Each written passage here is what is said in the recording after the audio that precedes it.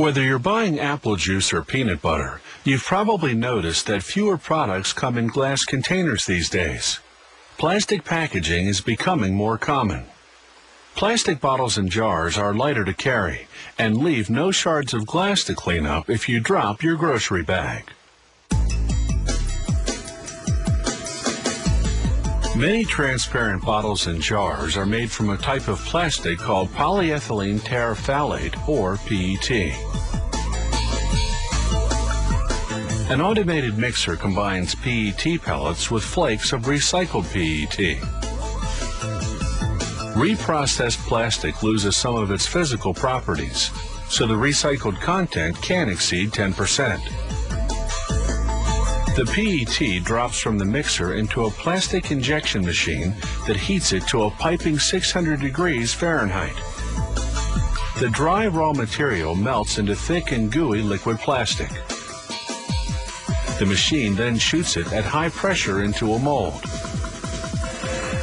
This plastic injection molding process casts pieces of plastic called preforms, starter shapes that subsequent machines will transform into bottles or jars.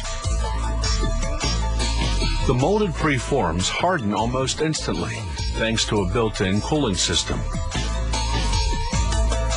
These preforms are now on their way to becoming single-serving juice bottles.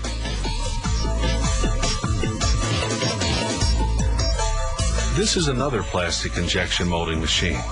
It uses the same method to make preforms for a different model, 1.5 to 2 liter bottles.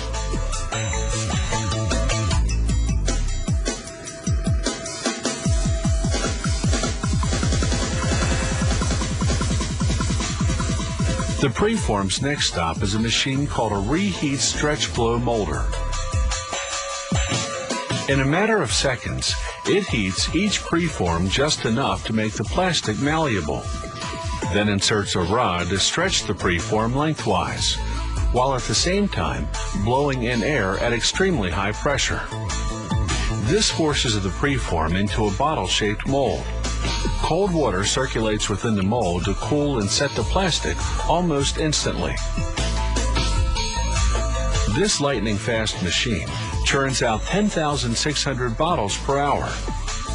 No wonder we've had to show it to you in slow motion.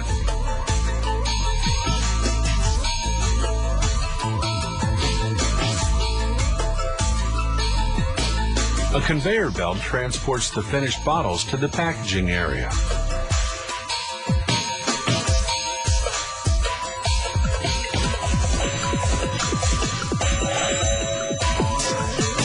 Before blow molding, the preforms for certain models first pass through an oven.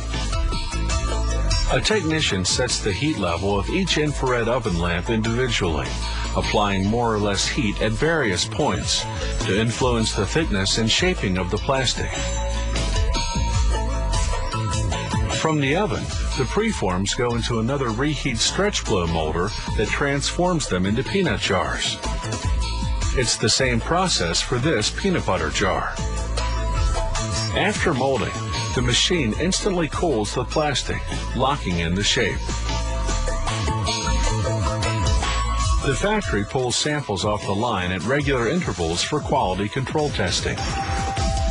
Technicians measure the thickness of the plastic and perform a compression test to gauge its strength. They verify the sample's dimensions and capacity. They also evaluate resistance to vacuum pressure, because containers are often vacuum sealed after filling. Some models must also be strong enough to resist the pressure of their contents, carbonated soft drinks for instance. The recycled material used in making these bottles and jars doesn't come from used plastic containers. For hygienic reasons, the factory recycles only new plastic left over from its manufacturing process. The finished containers, of course, are fully recyclable. They're typically reprocessed into other plastic products or into products that contain some plastic.